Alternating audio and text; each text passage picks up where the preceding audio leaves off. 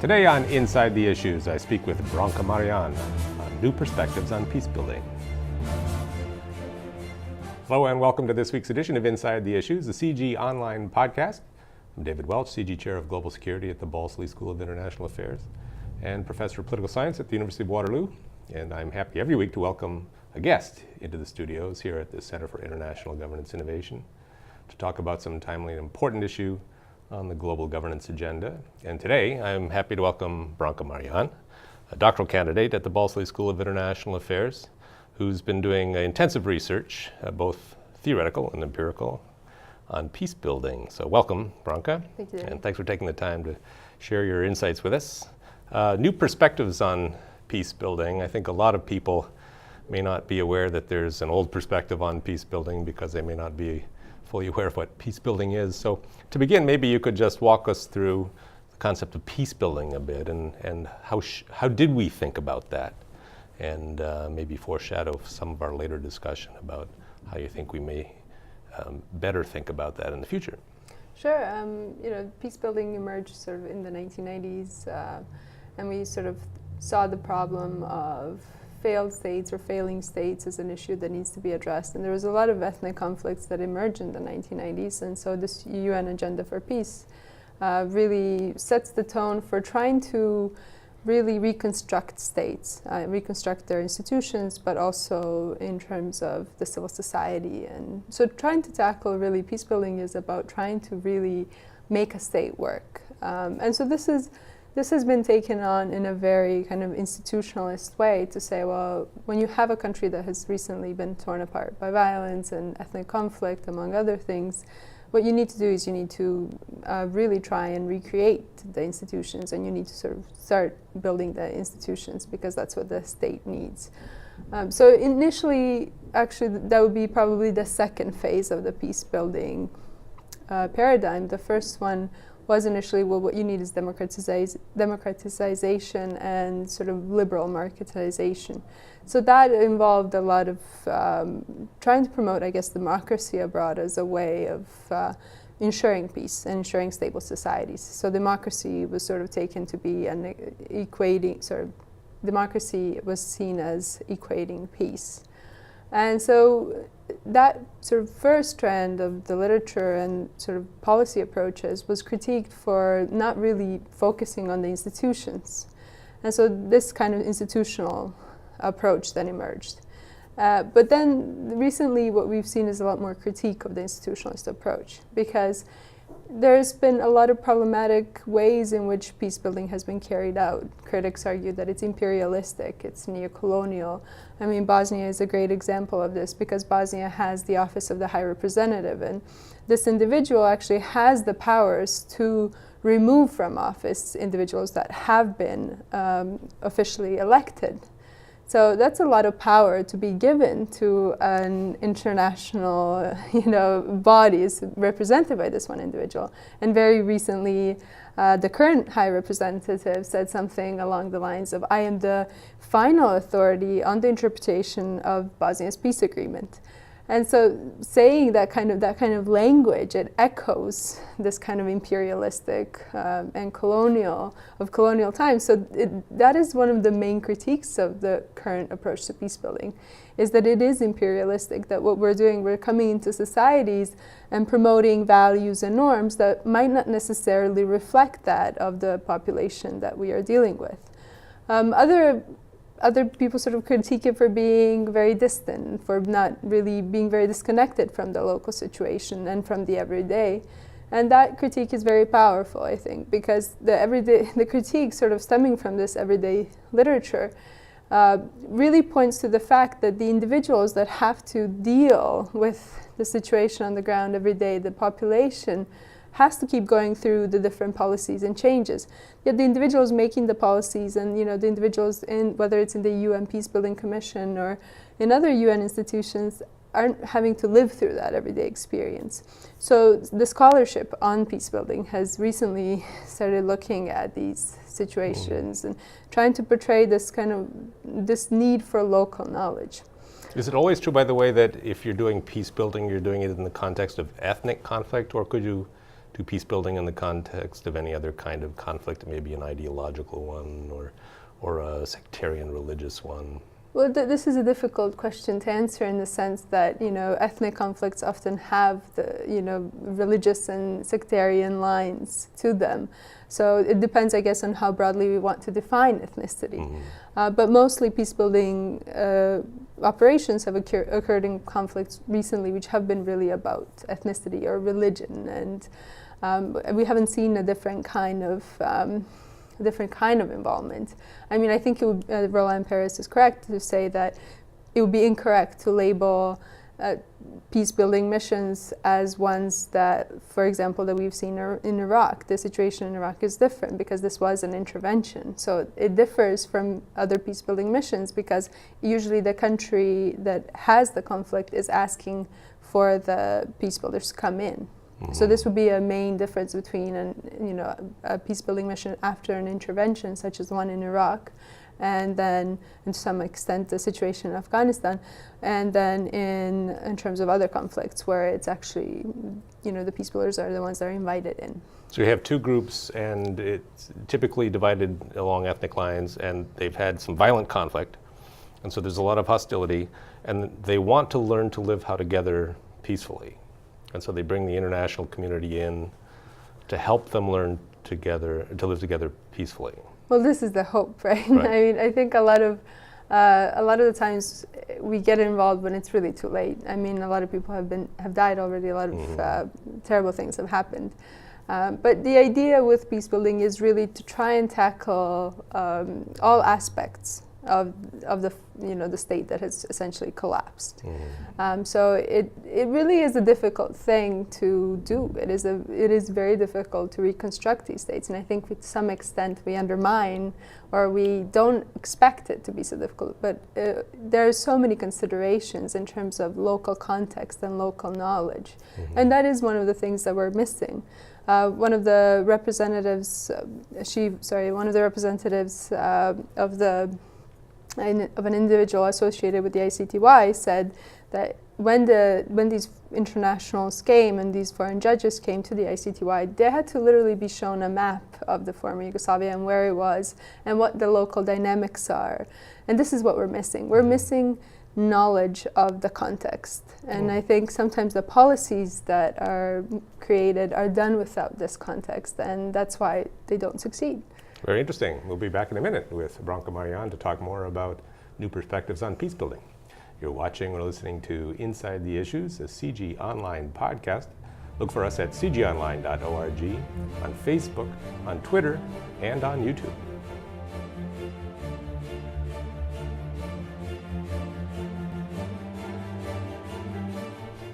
Welcome back. So you said that peace building involves sort of a full range of activities designed to recreate a functioning state, and I gather it must be a pretty long to-do list. It would be things like garbage collection and making sure there's effective policing and sanitation and courts and police forces and all those kinds of things, which do sound somewhat technical. And so I can understand why outsiders would come into a situation and treat it as a kind of a technical problem with technical solutions. Yeah, I mean, and this is something we're very good at, approaching these things technically. Right. So in terms of the technical issues, they do get resolved often very quickly and very well. However, the issue is that in terms of coming to a post-conflict society, approaching issues in a very technical manner leaves a disconnect between what the international community is doing and what sort of the local population wants or needs in this period after, having experienced atrocities, having experienced this collapse in communities. And, we sometimes make the mistake of portraying Bosnia as this Balkan Disneyland, as one scholar has called it, which is to say that we have this idea that prior to the conflict, Bosnia, everyone was intermarried, there was so much dialogue and ethnic communities got along, which is certainly true to an extent. But I think in certain parts of Bosnia, especially the region that I come from, which is Western Bosnia, there was always, people were just certainly aware of who they were, regardless of the official policy of the communist times of not speaking about ethnicity, about not differentiating based on ethnicity. People would have been always aware of who one was, especially in the rural communities. These communities were very homogeneous. So the people now feel like this whole conflict has changed the demographics so much. And really one of the biggest problems is through the education system, through the history books. Kids growing up in Sarajevo and kids growing up in Banja Luka, which is in the Serb Republic, are learning two completely different histories of this recent conflict. They don't really necessarily engage with each other. They wouldn't meet with each other. There's no official sort of formal boundary between the two entities, but it's more of a mental boundary. And I think this is one of the biggest issues that has come out of this conflict, is that the ethnic cleansers actually succeeded, And this is true of Croatia, certainly too, because in Croatia, the recent rulings of the ICTY and the release of two Croat generals, Ante Gotovina and Markac, that these rulings seem to point to the fact that the international involvement, from the Serb perspective at least, hasn't been fair. It has been focused on prosecuting Serbs. So it's really brought out all these animosities, and it hasn't really contributed to the reconciliation on the ground. And I mean, the International Criminal Tribunal for the former Yugoslavia has been so long, the process has been so long that it keeps bringing up the past again and again. And is there a standard Croat reaction to the ICTY? Well, see, this is the issue with the ICTY. When people ask how successful has it been, well, it depends who's being prosecuted at any given time, right? So if it's a Serb that it's in court, the support in terms of the Bosniak community, which is the Bosnian Muslim community, and the Croat community is very high. If it's a Bosniak that's in court, the Serb, support goes up. And so it was even this institution of reconciliation, which is seen from an international perspective, as a norm entrepreneur, which it certainly is. I mean, it's the only institution that has brought a sitting head of state, really, which with Milosevic, it was the first institution which brought a sitting head of state to this court, right? So this was seen as a huge achievement for international governance. Right. But the question is, what has it done for the local population? And has it reinforced these divides? I think it has certainly contributed to these grand narratives of the nationalist communities, and it has been, very much, it has played into the hands of the nationalists. Very interesting. Yeah. We'll be back again in a minute with Branka Marian. You're watching or listening to Inside the Issues, the CG Online podcast. Look for us at cgonline.org, on Facebook, on Twitter, and on YouTube.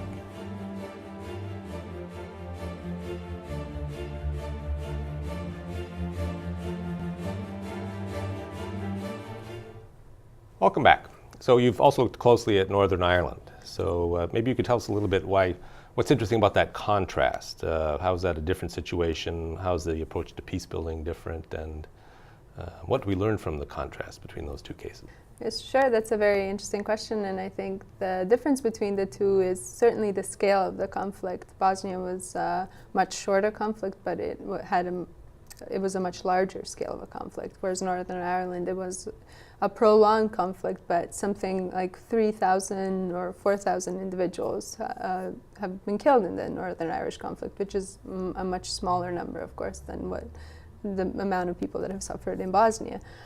So it certainly is a different kind of conflict, because Bosnia was a product of the 90s. There was much of a internationalization of this conflict, whereas Northern Ireland was predominantly left to the British. It was seen as more of a British issue, with, of course, involvement from the U.S., which is in the form of unofficial support, transnational support for the IRA. Yeah. Oh, yes, of course. And I mean, this is one of the interesting things that from an interview that I had in Northern Ireland.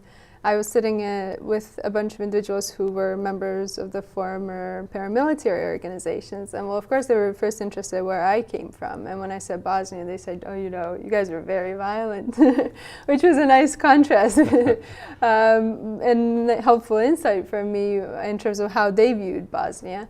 But also they said that the cause that was carried out by the Provisional IRA, from their perspective, couldn't have happened in a post 9/11 world. So this is one of these interesting insights in terms of the particular time in which both the Belfast Agreement and the Dayton Peace Accords were signed. But I think the most interesting insight between the two conflicts is that though they are different in terms of the scale and in terms of the level of international involvement, extent of international involvement, what we are seeing in terms of the society and what we're seeing sort of on the ground is very similar. And in fact, in terms of divides, some divides are perhaps more polarizing in Northern Ireland than they are in Bosnia, even though Bosnia has had so many atrocities and such high levels of atrocities. So in a sense, perhaps Bosnia is on this road to becoming Northern Ireland in terms of the divisions that exist. Because Bosnia still has these fuzzy categories and this sort of space, which, it still has the potential, which is certainly being chipped away at every single day by the nationalist rhetoric of the politicians and different individuals in the media. Whereas in Northern Ireland, because there was such a long period of conflict, people really do have a lot of sentiments and a lot of emotions invested in this conflict. And so what are the polls in Northern Ireland? Is it the religious divide? Is it the sort of Irish Republican versus British loyalist divide? Is it some sort of divide over the best way to govern Northern Ireland itself, regardless of its relationship to Irish Republic or Britain? But I think it's best described as an ethnic. These, though they are based on sort of religious identities, the predominantly Catholic Irish Republican population and the predominantly Protestant Unionist population, right. They are based on religious foundations, but they are very much ethnic identities in the way they have been sort of used and portrayed. But in Northern Ireland, you're always at this sort of crossroads of choosing. Neil Yarman from the Institute for Conflict Research in Belfast described it to me this way, which I think is a very apt description. He said, you're always at a crossroads and you have to choose either the Irish road or the British road in terms of identity. You can't keep sort of traveling along both sides. So this is a fork in the road that you have to take. And I think it very aptly describes what is happening in terms of the politics as well. Because on the one hand, the Belfast Agreement, signed in 1988, was portrayed as a way for the Irish Republican population to kind of work towards a unified Ireland. So that is the ultimate goal. And this is sort of the predominantly Protestant Unionist population's fear, is that, what this is simply a sort of a placeholder. This is simply a situation that exists for now, but the actual goal of the sort of demographically stronger now Irish Catholic population is, a unified Ireland. So these are, of course, there's so many nuances within these categories, but when it comes to certain issues, they're very divisive, and people that are very liberal-minded, they become really divided on these issues. And so once you scratch the surface a little bit in Northern Ireland, I find that people do still have a lot of these sort of ideas about identity that they might not be as willing to share. How much actual peace building is there in Northern Ireland, though? I mean, in Bosnia, the international community came in force and basically set up this apparatus. Yeah. Quite different in Northern Ireland. Of course. And in Northern Ireland, I think, and this is probably the strength of the Northern Irish peace process, is that a lot of it has come from the grassroots. So Northern Ireland has this history of a strong civil society, and a lot of this stuff that has been pushed forward, by the civil society. So on both sides, right? On both sides. So in many senses, the civil society in Northern Ireland is ahead of the politicians.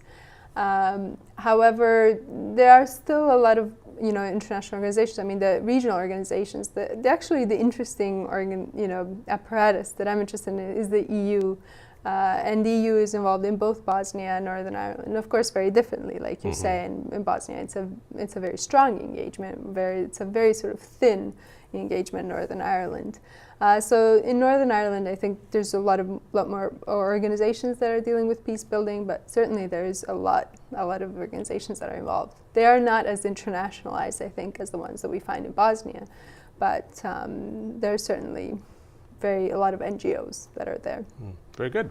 We'll be back one last time with Branka Marian. You're watching or listening to Inside the Issues, a CG Online podcast. Look for us at cgonline.org, on Facebook, on Twitter, and on YouTube.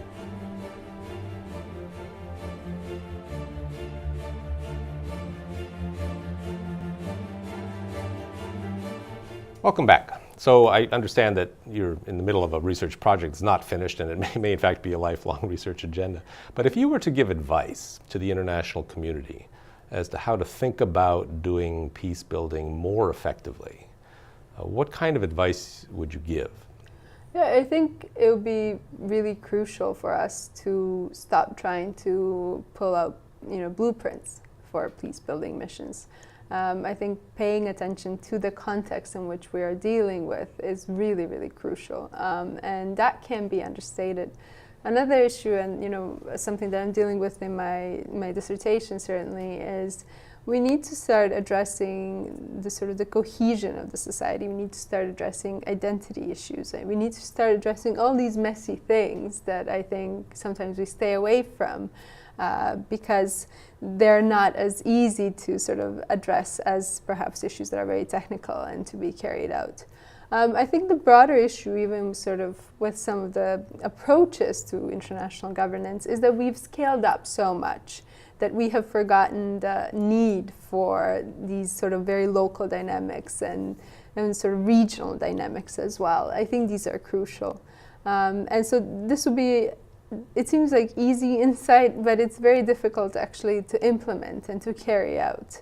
But certainly there are people that are experts in these regions, and we need to listen to them, and we need to sort of try and find more innovative ways to engage with actors that are in conflict.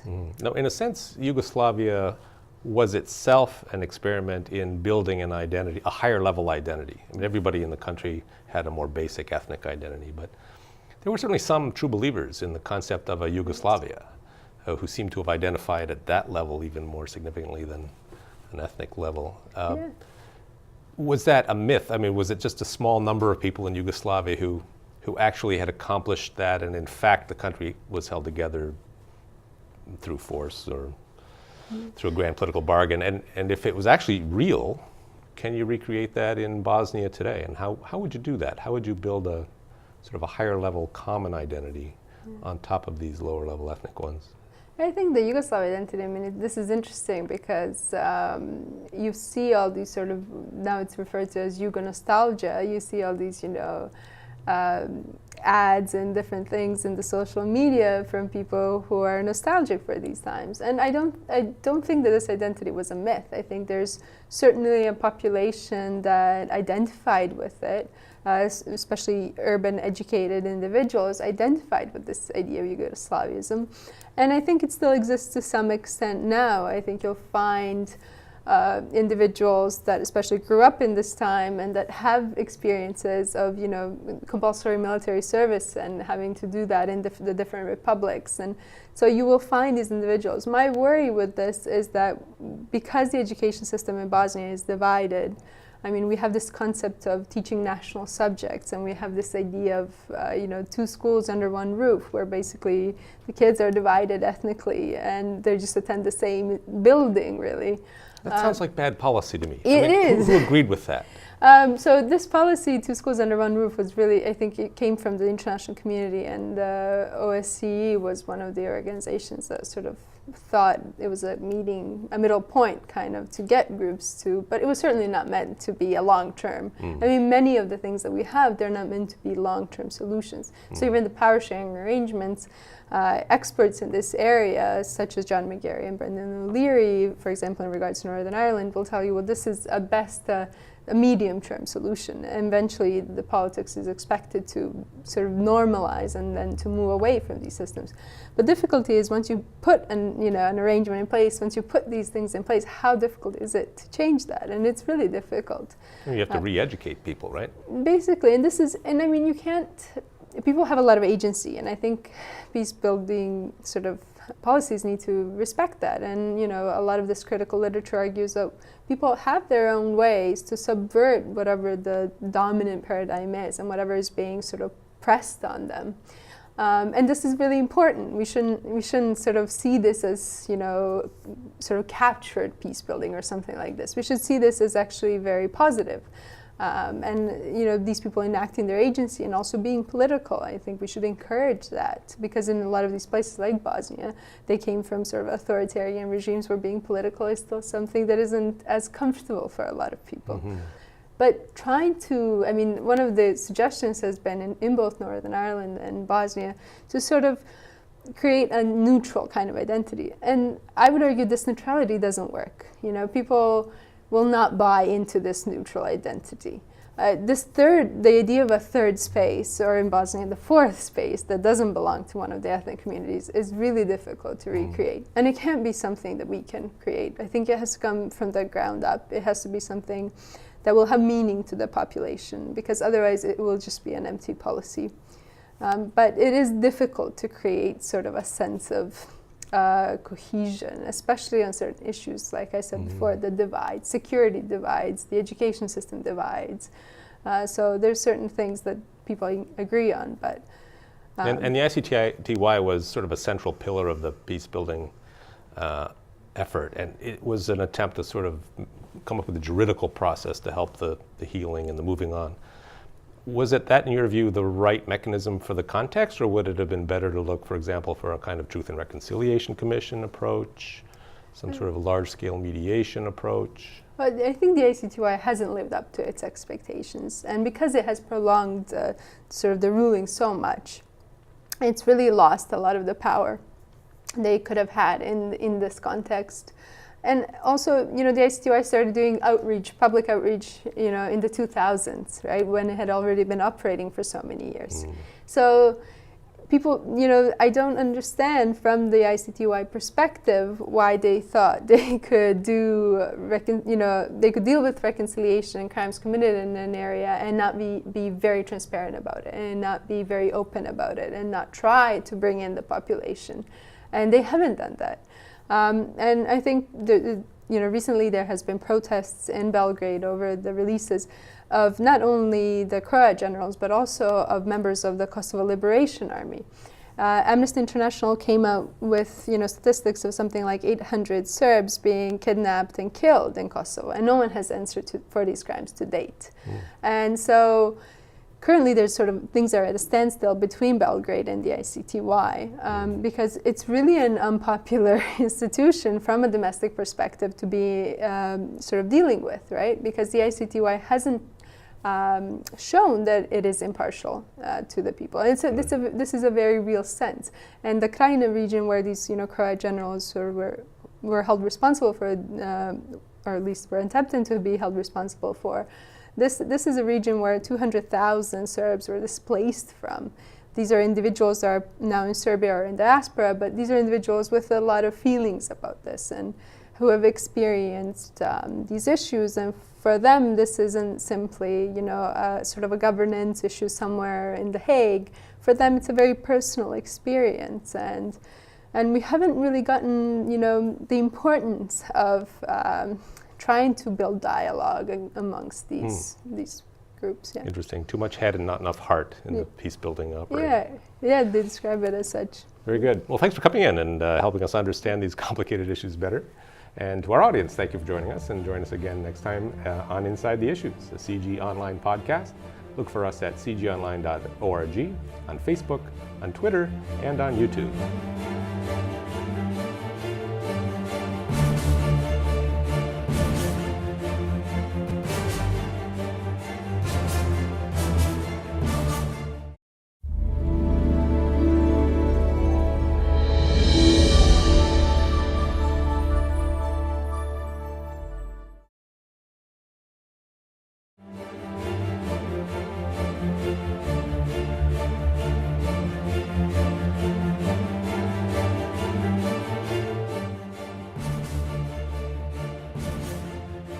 Today on Inside the Issues, I speak with Branka on new perspectives on peace building. Hello and welcome to this week's edition of Inside the Issues, the CG Online podcast. I'm David Welch, CG Chair of Global Security at the Balsley School of International Affairs and Professor of Political Science at the University of Waterloo.